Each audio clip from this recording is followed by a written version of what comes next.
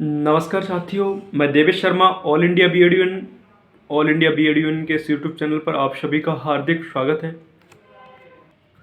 और साथियों, जो लास्ट टाइम सुनवाई हुई थी उसमें तमाम तरह के पहलू और वो निकल के आ रहे हैं क्वेरीज के, इसमें क्या होगा, 1 तारीख को क्या नहीं होगा, क्या ऑन गोइंग को इसमें लाभ मिल सकता है, क्या अपॉइंटेड को ही लाभ मिलेगा, क्या केबीएस वालों को लाभ मिलेगा, क्या राजस्थान वालों को लाभ मिलेगा, क्या पंजाब वालों को उत्तराखंड की 17% जो भर्ती है, सब 70% वो कंप्लीट हो चुकी है, 30% रह गई है, क्या उनको लाभ मिलेगा। तो साथियों, अब ये बड़ा मैटर टिपिकल सा है, इसमें क्या क्या ही कहा जा सकता है। लेकिन जो अभी ऑर्डर आया है उसमें ओनली अपॉइंटेड के लिए ही बोला है कि अपॉइंटेड को हम किस तरीके से डीएलएड के इक्वल कर सकते हैं, क्योंकि जस्टिस धूलिया ने एक कमेंट की थी, उसमें कमेंट की थी कि बड़ी मुश्किल से जॉब मिलती है, फिर इनको वो ऐसे कुछ बोला था उस टाइम। तो बिल्कुल बड़ी मुश्किल से जॉब मिलती है, इसके लिए जवाब मांगा है यूनियन ऑफ इंडिया से। तो इसमें जवाब एनसीटी और यूनियन ऑफ इंडिया दोनों को देना चाहिए। एनसीटी को जवाब किस तरीके से देना चाहिए इसकी अपन चर्चा करेंगे, और यूनियन ऑफ इंडिया को किस तरीके से जवाब देना चाहिए इसमें, जिससे बीएड धारी जिन्होंने इस डेट से 11 अगस्त 2023 से पहले बीएड किया है वो प्राथमिक शिक्षक भर्ती के लिए एलिजिबल रहे। इसके लिए एनसीटी क्या कर सकती है, और किसको वकील उतारना चाहिए, किसको नहीं उतारना चाहिए, बिल्कुल इस पर अपन चर्चा करेंगे।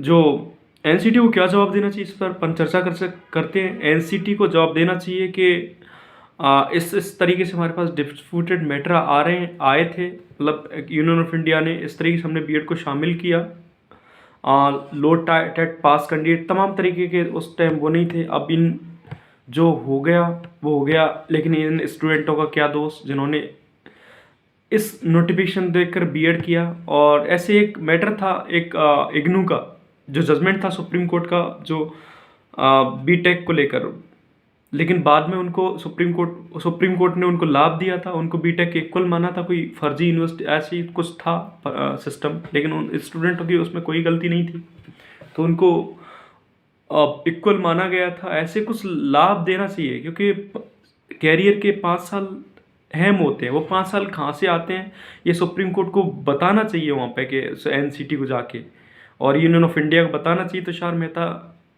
या कोई और जाए एनसीटी की तरफ से, या तुषार मेहता को ही बताना चाहिए जो एसजी है, सॉलिसिटर जनरल, कि एक कैरियर के स्टूडेंट के 5 साल कहाँ से आते हैं। इस पर गलती किसी की भी हो, यूनियन ऑफ इंडिया की हो या फिर एनसीटी की हो, लेकिन उन स्टूडेंट निर्दोष हैं, उनको कुछ इस मामले में पता नहीं कि गजट किस तरीके से बनाया है, क्या बनाया गया है। लेकिन इस बार जो जो 13 मार्च की जो सुनवाई हुई थी उसमें जस्टिस धूलिया का एकदम हृदय परिवर्तन सा दिखा था। उसमें जस्टिस धूलिया बड़े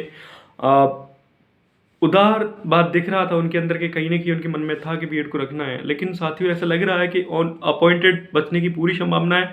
उसके लिए आपको जो भी अपॉइंटेड साथी हैं, जहाँ से भी आपके लिए कर रहे हैं, चाहे वो यूपी के हों, बिहार के हों, या फिर वेस्ट बंगाल के हों, किसी के हों अपॉइंटेड हो चुके हैं, वो अपने साथियों का सहयोग करें और सीनियर एडवोकेट लाने के लिए हर तरीके से प्रयास करें, बड़े से बड़े सीनियर एडवोकेट रखें, और आप गजट को बचाने के लिए या फिर अपॉइंटेड अपनी नियुक्तियों को बचाने के लिए प्रयास करें।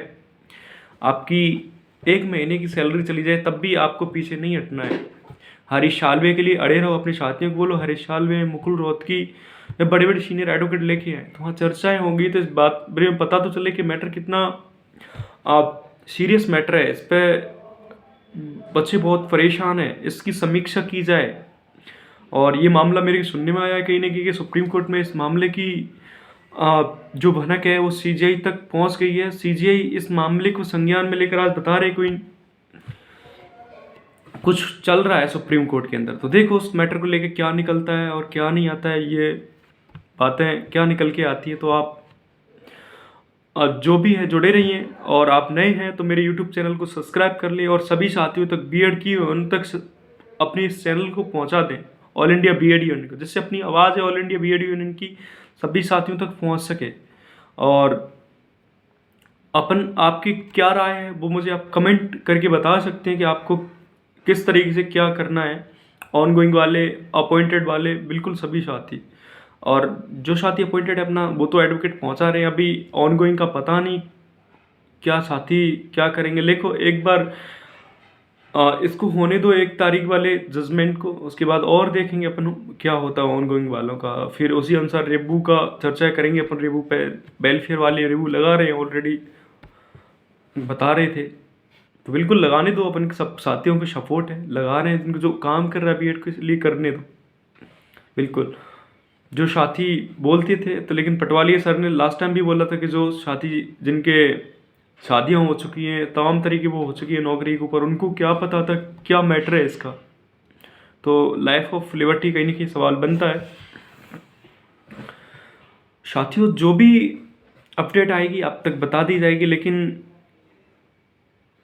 वहाँ पे मेरे अनुसार तो जो एडवोकेट है ऑन गोइंग वालों को रखना चाहिए, वहाँ पे बात बतानी चाहिए कि एमपी वाले एक ही कंडीशन में बच सकते हैं यार, प्रोस्पेक्टिव लागू होता है तब, और अन्यथा नहीं ऐसी संभावना है। प्रोस्पेक्टिव लागू 11 अगस्त के बाद जजमेंट लागू होता है तो बचेंगे, और प्रोस्पेक्टिव लागू होते कहीं ना कहीं मैटर जिनका भी सब्जेक्ट टू आउटकम है, केबीएस राजस्थान तमाम स्टेट का जो मैटर के सब्जेक्ट टू आउटकम है अंडरटेकिंग में ले रखा है, तो उन बच्चों की क्या गलती जिनको ज्वाइनिंग नहीं दी, और तो उनका तो कोई दोष नहीं ना ज्वाइनिंग दी। और कुछ का जैसे एमपी और बिहार, इनको सब्जेक्ट टू आउटकम के तहत उनकी स्टेट गवर्नमेंट ने ज्वाइनिंग दी थी, तो उन बच्चों का न्यायिक प्रक्रिया थे, उनका क्या गलती है कि उनको ज्वाइनिंग नहीं दी।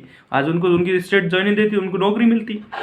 तो कानून अनुसार प्रोस्पेक्टिव जजमेंट लागू होता है, तो राजस्थान, केबीएस, पंजाब तमाम को जिनकी एडवर्टाइजमेंट विज्ञप्ति 11 अगस्त से पहले लागू है उनको शामिल करना चाहिए। और मुझे भी ये लगता है कि प्रोस्पेक्टिव लागू होगा तो जिनकी विज्ञप्ति ये भर्ती प्रोसेस 11 अगस्त से पहले का है, उनको सभी को ब्रिज कोर्स करा के प्राथमिक शिक्षक भर्ती में रखना चाहिए। और राहत, यहाँ तक भी राहत देनी चाहिए जिन्होंने 2018 से 23 तक बीएड किया है, वो प्राथमिक शिक्षक भर्ती के लिए एलिजिबल रहेंगे। आगे गजट नहीं है या कोई भी है तो आगे का कुछ नहीं से कह सकते, लेकिन जिन स्टूडेंट्स ने अपने कैरियर के 5 साल बर्बाद इस गजट को देखकर किए हैं तो उनको लाभ मिलना चाहिए। और साथियों आप सोशल मीडिया पर अपना वीडियो अपलोड किया करें, शॉर्ट 12 इंच बेंच है उसको टैग करें, धर्मेंद्र प्रधान को टैग करें, बताएं अपनी परेशानी। आप आज सोशल मीडिया का ज़माना है, मीडिया आपकी आवाज़ नहीं उठा रही है, तो लेकिन सोशल मीडिया पर मुझे टैग करें या फिर शिक्षा मंत्री को टैग करें और एनसीटी को टैग करें और बार एंड बेंच सुप्रीम कोर्ट को टैग करें, अपनी व्यथा बताएं जिससे लोगों तक अपनी बात पहुंचे।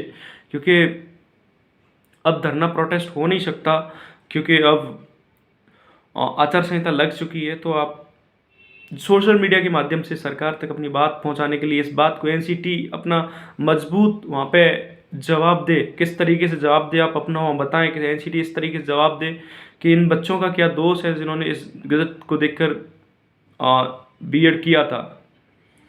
तो आप धर्मेंद्र प्रधान को टैग करें। और मेरे साथी जय यादव हैं, वो बोल रहे थे कि अपन इस रिगार्डिंग एक बार मिले शिक्षा मंत्री और एनसीटी से इस डेट से पहले कि वो इस तरीके का अपना जवाब सुप्रीम कोर्ट में पेश करें, जिससे जिन्होंने 28 जून 2018 के गजट को देखकर बीएड किया है। तो आज देखो, आज उस मीटिंग में की चर्चाएं थी कि आज सुप्रीम कोर्ट में मीटिंग हो सकती है इस रिगार्डिंग जस्टिस की, चीफ जस्टिस के साथ में, कि इनको क्या किया जाए। बड़ा मैटर पेचीदा हो चुका है और बिल्कुल पेचीदा मैटर है, बार बार याचिकाएं जा रही हैं, खारिज हो रही हैं, वो हो रहा है, अपॉइंटेड जा रहे हैं। तो मैटर ये बड़ा ये मैटर जांच का है, ये मैटर कमेटी का है। कमेटी बैठानी चाहिए सुप्रीम कोर्ट को इस रिगार्डिंग के, पता करना चाहिए कि क्या मामला है, पूरे देश का मामला है। एक मामला मेरे पास साउथ से भी कॉल आते हैं, तमिलनाडु में कोई मैटर चल रहा है, तेलंगाना में, केरल में, से कोई स्टेट नहीं है, बहुत सब स्टेटों में मैटर चल रहा है। तो कहीं ना कहीं वहाँ की राज्य सरकारों को भी सेंट्रल जो गवर्नमेंट है, शिक्षा मंत्रालय, उसको ये बताना चाहिए कि इस तरीके से मैटर चल रहा है, और कोर्ट को भी संज्ञान में लेके कौन से हाई कोर्ट में क्या मैटर चल रहा है उसको लेना चाहिए सुप्रीम कोर्ट को संज्ञान में। क्योंकि सभी व्यक्तियों का लोकतंत्र में न्याय पाने का अधिकार होता है, लेकिन साथियों लोकतंत्र की दूसरी परिभाषा भीड़ तंत्र भी है। भीड़ तंत्र को वहाँ पे दिखाना भी बहुत ज़रूरी है। न्याय उसी के साथ मिलता है कि लोकतंत्र के साथ भीड़ तंत्र भी हो। कोई भी मैटर देख लो, आज तक वही होता है, जो चुपचाप जाके सो जाता है उसका कोई नहीं सुनता, ना तो कोर्ट सुनेगा ना सरकारें सुनेंगी। तो अपनी आवाज़ को सोशल मीडिया के माध्यम से, आज बहुत बड़ा मीडिया है सोशल मीडिया, आप टैग करें न्यूज़ रूम का, न्यूज़ चैनल को, अपनी व्यथा बताएं कि हम किस तरीके से परेशान हैं। ट्विटर की एक आईडी आजकल उसका नाम एक्स हो गया, उसको डाउनलोड कर लें और आप वहाँ पे एक अकाउंट बनाएं और सरकार के नुमाइंदों को, सरकार की मंत्री, तमाम एनसीटी, शिक्षा मंत्रालय, बार एंड बैंड, सुप्रीम कोर्ट की जो संस्था है उसको टैग करें, अपनी व्यथा बताएं। साथियों डरे नहीं। आप एक शाम को आप कुछ देखें ना, आप रील देखते हो तो रील ना देखें, 2 मिनट का शाम को समय निकाल के 6 बजे के आसपास अपनी अपनी ट्विटर पे जाके आप उस पर अपना बताएं किस तरीके से हम परेशान हैं। और अब यूपी में शिक्षा आयोग का गठन भी हो चुका है। बिल्कुल यूपी में बहुत बड़ा मामला है, प्राथमिक शिक्षक की भर्ती आती है, तो वहाँ पे भी आप अपना मामला उठाएं और किसी को दोष अर्पण ना करें कि इसने क्या किया नहीं किया। आप किसी की जगह होके देखिए, आपकी नौकरी की जगह आप होके देखिए कि आप कोर्ट जाओगे या नहीं जाओगे। अब बोलते हो कि आप कोर्ट नहीं जाते, आपकी जॉब होती ना तो आप कोर्ट, हर कोई कोर्ट जाता है। ऐसा नहीं कि कोई स्टेट कोर्ट नहीं गया हुआ, साथ बहुत सारे गए, यूपी वाले गए थे 97 98 97 वाली कट ऑफ वाले मैटर पे, सब भी जाते हैं। दोस्त के बजाय आप अपना काम करिए, कुछ नहीं होगा दोष आरोपण से। आप किसी को दोष दें, कुछ करें, कुछ नहीं होगा। अब बी वेलफेयर टीम भी काम कर रही है, वो बता रहे कि हम रेबू पर काम करें, तो बिल्कुल करिए रेबू पर काम, जिसको जो बनता है वो करिए। बीएड का हित होना चाहिए। पहले मैंने तो उनको उस टाइम भी उसका मना किया था कि आप वो रेबू, वो याचिका ना लगाइए, रेबू लगाइए, रेबू पर काम करिए।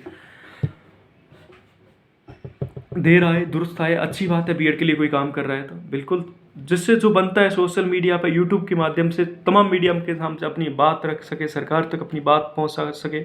ये चुनाव आने वाले हैं, रैलियां होंगी, मेरे साथी पंकज बोल रहे थे कि हम पर्चाएं छपवाएंगे, पर्चाएं बांटेंगे, सरकार को पता तो लगे कि हम प्रभावित हैं। तो ऐसे कुछ काम करिए। एक बंदा कोई कुछ नहीं कर सकता, एक बंदा जाके एनसीटी चला जाए, यूनियन ऑफ इंडिया चला जाए, शिक्षा मंत्रालय चला जाए, कहीं चला जाए, कुछ नहीं हो सकता। लेकिन आप सब मिलकर ये बता रहे थे कि पर्चा बांटेंगे, हम बताएंगे हम किस तरीके से परेशान हैं, सरकार तक अपनी बात को पहुँचाने के लिए। आपसे जो भी बनता है वो करिए, सरकार तक अपनी बात पहुंच सके, कोर्ट तक अपनी बात पहुंच सके, लगे कि उनके कि करोड़ों बीएडधारी देश में परेशान है। तो इस वीडियो को सभी साथियों तक, जो भी बीएडधारी, उन तक ज़्यादा से ज़्यादा शेयर करें। और कोई भी बात रह गई तो मुझे व्हाट्सएप पर, ट्विटर पर, टेलीग्राम पर मैसेज करके बताएं। धन्यवाद। जय हिंद, जय भारत।